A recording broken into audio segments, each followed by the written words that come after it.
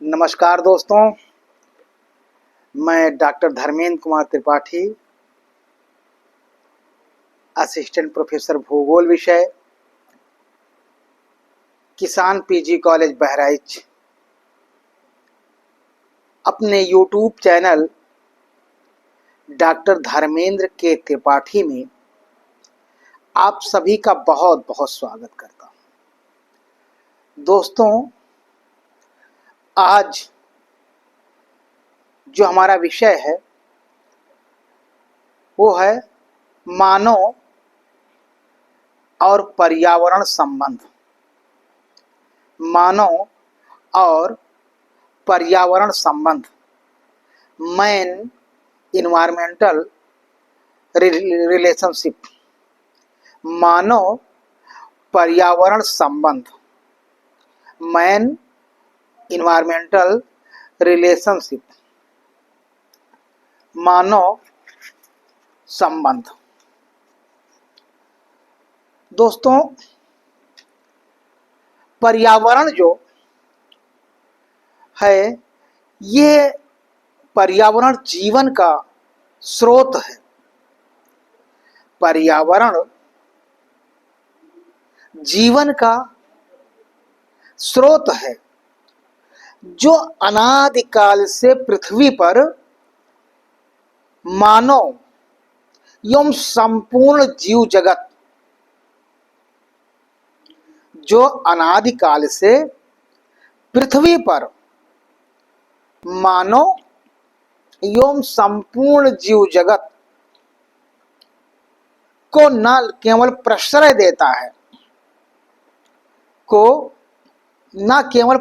देता है, बल्कि उसे विकास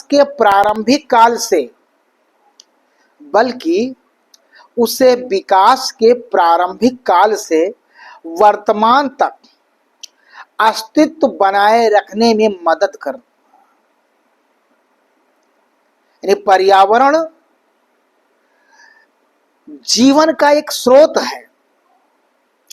पर्यावरण जीवन का एक स्रोत है जो अनादिकाल से पृथ्वी पर मानव एवं अन्य जीव जगत को न केवल प्रश्रय देता है, बल्कि उसके विकास के प्रारंभिक काल से वर्तमान तक अस्तित्व बनाए रखने का आधार है। साथ ही साथ भविष्य का जीवन भी इसी पर निर्भर करता है। साथ ही साथ भविष्य का जीवन इसी पर निर्भर करता है। वायु, जल, भूमि, जीव जंतु तथा वनस्पति पर्यावरण के मूल घटक हैं। पर्यावरण के अगर मूल घटकों को देखा जाए तो वायु, जल, भूमि, जीव जंतु तथा वनस्पति ये पर्यावरण के मूल घटक हैं, जिनकी क्रिया प्रतिक्रिया से संपूर्ण जीवमंडल, जिनकी क्रिया और प्रतिक्रिया से संपूर्ण जीवमंडल परिचालित होता है। जीवमंडल का उद्भव विकास, जीवमंडल में जीवन का उद्भव, विकास एवं विलुप्त होना, इस तथ्य पर या इस बात पर निर्भर करता है कि प्रकृति अथवा प्राकृतिक वातावरण के साथ उसका कितना समन्वय एवं सामंजस्य है। जितना अच्छा समन्वय और सामंजस्य होगा उतना अच्छा ही विकास होगा।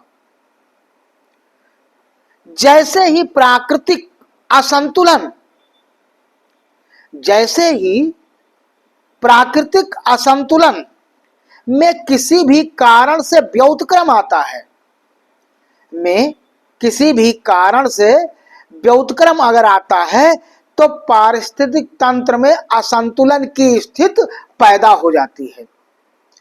तो पारिस्थितिक तंत्र में असंतुलन की स्थिति पैदा हो जाती है। मानव पर्यावरण संबंधों, मानव पर्यावरण संबंधों का अध्ययन भौगोलिक ज्ञान का प्रमुख सार है। मानव और पर्यावरण के जो संबंध हैं, उन संबंधों का भौगोलिक अध्ययन प्रमुख सार है। और भूगोल के विकास में और भूगोल के विकास में प्रारंभिक काल से ही, और भूगोल के विकास में प्रारंभिक काल से ही इन संबंधों पर विचार होता आया है। यानी मानव और पर्यावरण के संबंधों का अध्ययन देखा जाए तो भौगोलिक ज्ञान का सार है। और भूगोल के विकास में प्रारंभिक काल से ही, भूगोल के विकास में ही प्रारंभिक काल से ही इन संबंधों पर विचार होता आया है। और आज भी भूगोल इस दिशा में निरंतर अध्ययन कर रहा है। साथ ही साथ भूगोल विषय इस दिशा में लगातार अध्ययन कर रहा है। वर्तमान समय में पर्यावरण संकट,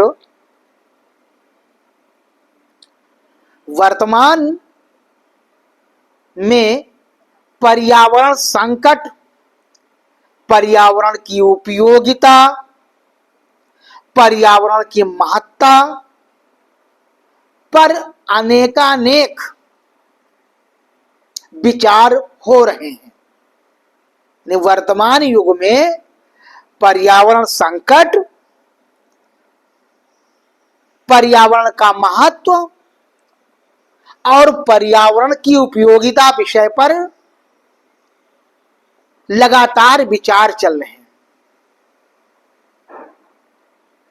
ऐसे समय में मानव पर्यावरण संबंध, ऐसे समय में मानव पर्यावरण संबंध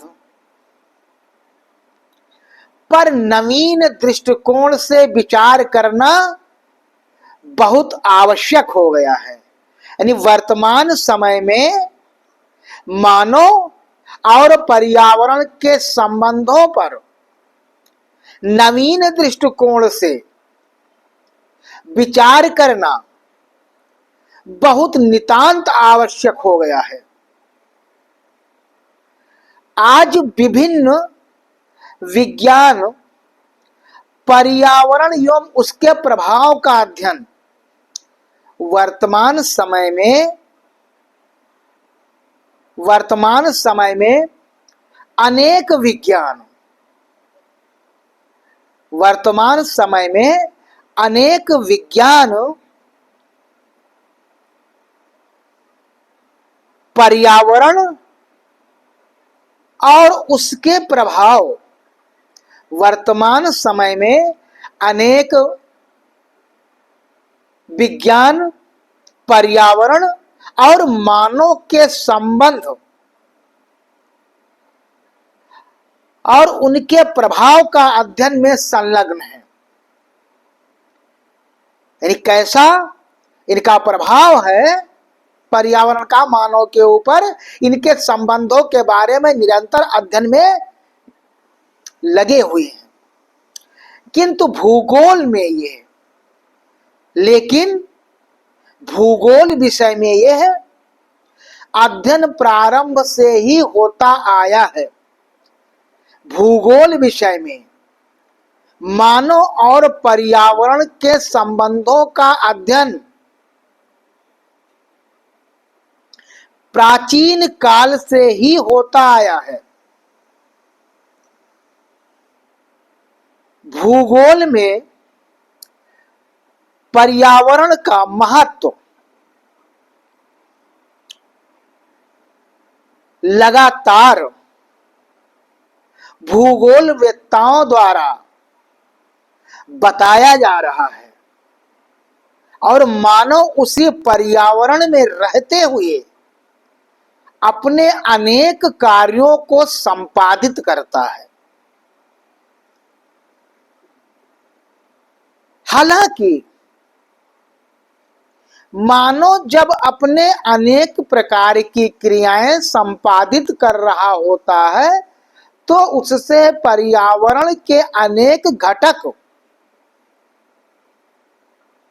की गुणवत्ता में कमी आ रही है। जो भूगोल विषय का मानव और पर्यावरण के संबंधों के अध्ययन का प्रमुख कारक है। वास्तव में भूगोलवेत्ताओं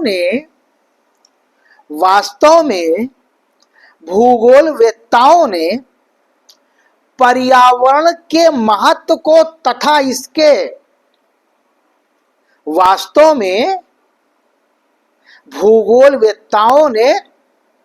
पर्यावरण के महत्व और इनके मानवीय संबंध को बहुत पहले ही पहचान लिया था। भूगोलवेत्ताओं ने पर्यावरण और मानव के संबंधों को बहुत पहले ही पहचान लिया था, जिसे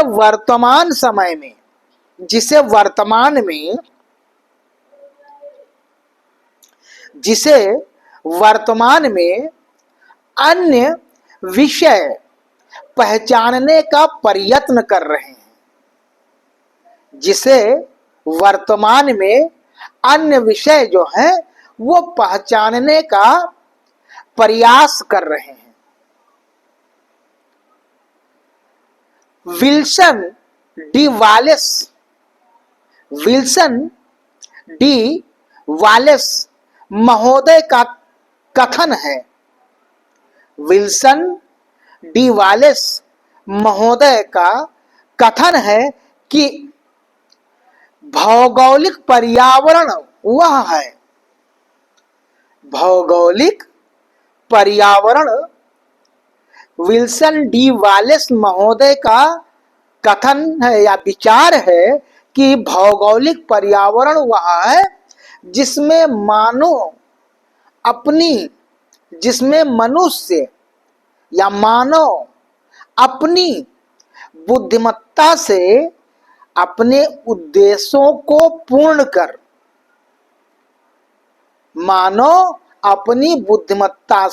अपने अनेक प्रकार के उद्देश्यों को पूर्ण कर अपने भाग्य पर स्वामित्व स्थापित करता है। विल्सन डी वालेस महोदय ने कहा कि भौगोलिक पर्यावरण वो है जिसमें मनुष्य अपनी बुद्धिमत्ता से अपने उद्देश्यों को पूर्ण कर अपने भाग्य पर स्वामित्व स्थापित करता है।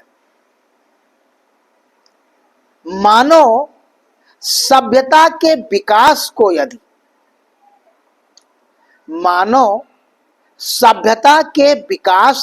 यदि मानव पर्यावरण के संबंधों का इतिहास कहें, मानव सभ्यता के विकास को यदि मानव पर्यावरण के संबंधों का इतिहास कहें तो कोई अतिशयोक्ति नहीं होगी। मानव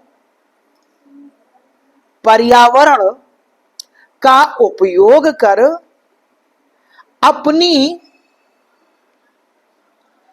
मूलभूत आवश्यकताओं अर्थात भोजन, कपड़ा और मकान, मानव पर्यावरण का उपयोग कर अपनी मूलभूत आवश्यकताओं भोजन, कपड़ा और मकान की तो पूर्ति करता ही है। भोजन, कपड़ा और मकान की पूर्ति तो करता ही है, उसके उपयोग से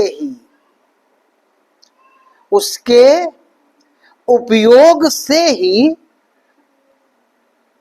कृषि, उद्योग, परिवहन, पशुपालन, खनिज खनन आदि का आर्थिक विकास हुआ है। आदि का आर्थिक यानी इसके उपयोग से ही उद्योग, परिवहन, कृषि, पशुपालन, खनिज खनन आदि का आर्थिक विकास हुआ है।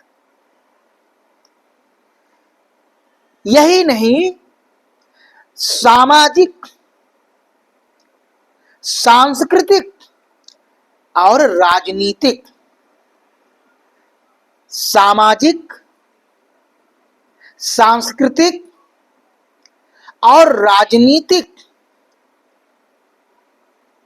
विकास में भी, सामाजिक, सांस्कृतिक और राजनीतिक विकास में भी पर्यावरण की महत्वपूर्ण भूमिका रही है।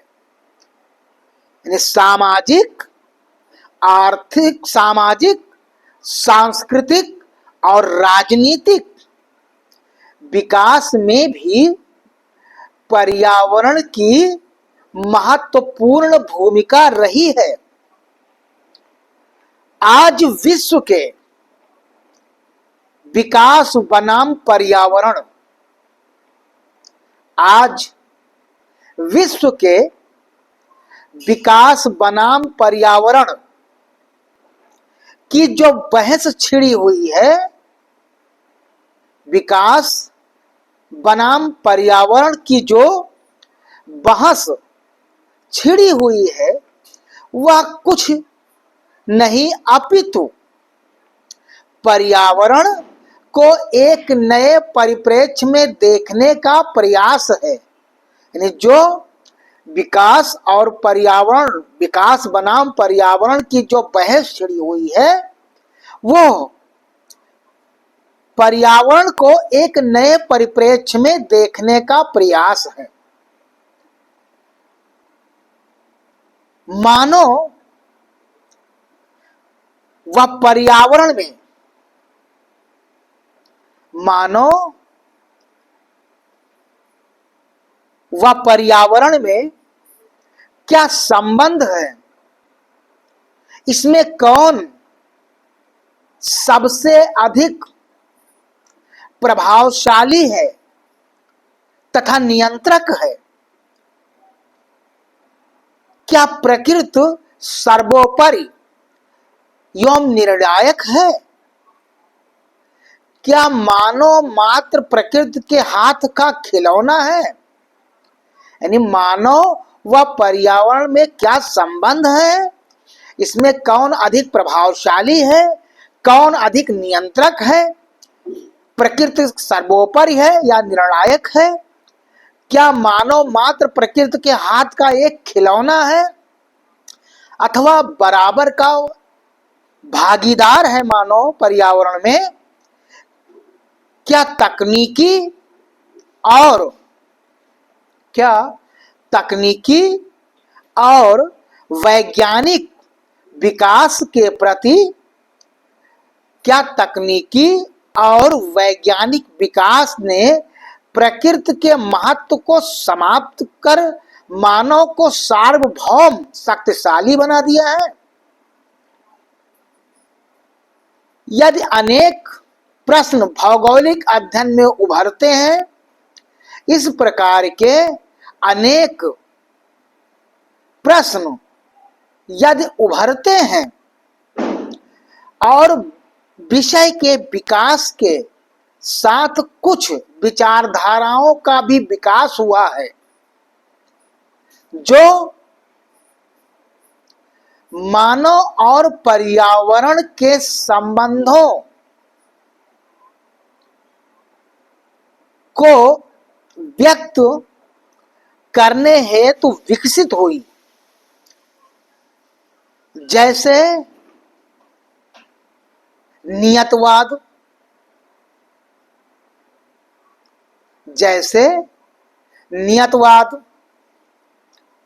संभववाद,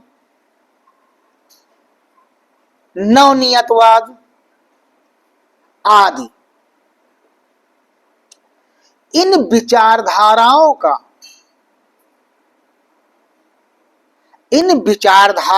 का मानव के ऊपर, इन विचारधाराओं का मानव पर्यावरण के भौगोलिक स्वरूप को समझना बहुत जरूरी है। नियतवाद, संभववाद, नवनियतवाद की विचारधाराओं को समझना मानव पर्यावरण के भौगोलिक स्वरूप को समझना बहुत ही आवश्यक है। मानव पर्यावरण में रहकर अपनी अनेक प्रकार की आवश्यकताओं की पूर्ति करता है। मानव पर्यावरण में रहकर अपनी अनेक प्रकार की आवश्यकताओं की पूर्ति करता है और इन आवश्यकताओं की पूर्ति के साथ साथ पर्यावरणीय घटकों या पर्यावरणीय कारकों को क्षति भी पहुंचाता है, क्योंकि औद्योगिक युग का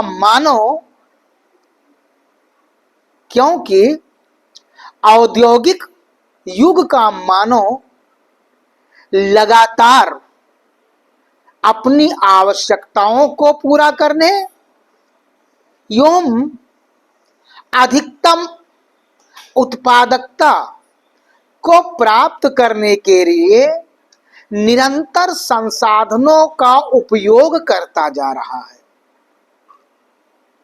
इन संसाधनों का उपयोग पर्यावरण की गुणवत्ता को भी प्रभावित कर रहा है। अधिकतम संसाधनों का उपयोग पर्यावरण की गुणवत्ता को प्रभावित कर रहा है, पर्यावरण के कारकों को प्रभावित कर रहा है। यह समझना होगा कि मानव और पर्यावरण का बहुत ही घनिष्ठ संबंध है।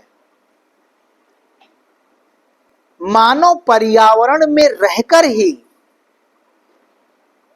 अपने कार्यों को संपादित करता है। आज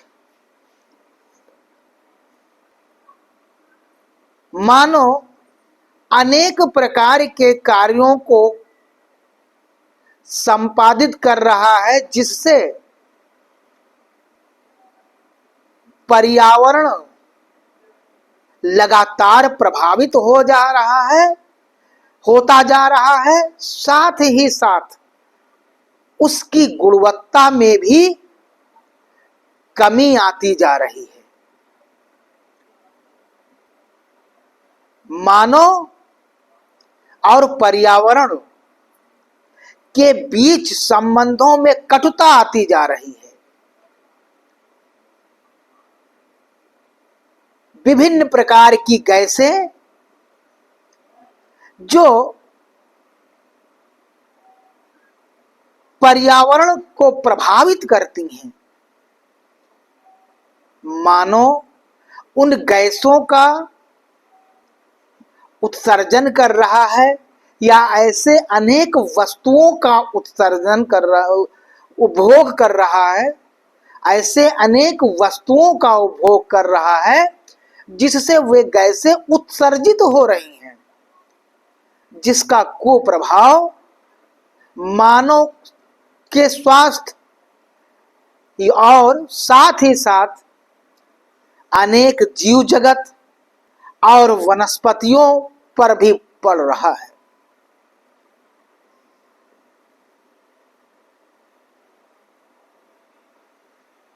अगर देखा जाए तो कई प्रकार के जीव जंतु विलुप्त हो गए हैं या विलुप्त होने के कगार पर हैं।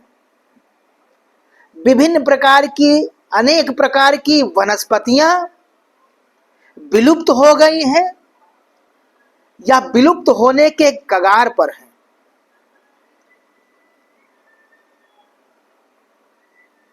ये सब मानव और पर्यावरण के संबंधों के बीच आई कटुता का परिणाम है। इसके लिए सरकार को उचित कदम उठाना होगा, साथ ही साथ अनेक प्रकार के कानून बनाने होंगे और उन कानूनों को राज्य सरकारों के द्वारा प्रभावी ढंग से लागू करना होगा। साथ ही साथ समय समय पर उन क्रियाओं का निरीक्षण भी करना होगा कि जो कानून लागू किए गए हैं वो प्रभाविकता के साथ पूर्ण हो रहे हैं या कहीं किसी क्षेत्र में कमी है। साथ ही साथ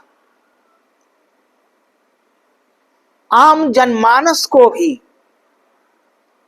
पर्यावरण के बारे में बताना होगा। मानव के द्वारा किए जाने वाले क्रियाओं से पर्यावरण में क्या क्या हानियां हुई हैं और हो रही हैं, इनके बारे में मानव को अवगत कराना होगा। उनको विभिन्न प्रकार से प्रशिक्षणों एवं अन्य संचार के माध्यमों से अवगत कराना होगा कि आप मानव के द्वारा या आपके द्वारा की गई क्रियाओं से पर्यावरण की गुणवत्ता लगातार प्रभावित होती जा रही है, जिसका कुप्रभाव आपके स्वास्थ्य पर पड़ता जा रहा है। इस बात को बताना होगा जिससे मानव द्वारा ऐसे कार्यों को कम किया जाएगा या ऐसे मानव के द्वारा ऐसे वस्तुओं का उपभोग कम किया जाएगा जो पर्यावरण की गुणवत्ता को घटाने का काम कर रही हैं। इसका दायित्व विभिन्न देशों को एवं उन देशों के निवासियों को है जिससे पर्यावरण की गुणवत्ता बनी रहे और मानव का स्वास्थ्य, जीव जगत और पादप सभी सुरक्षित रहें।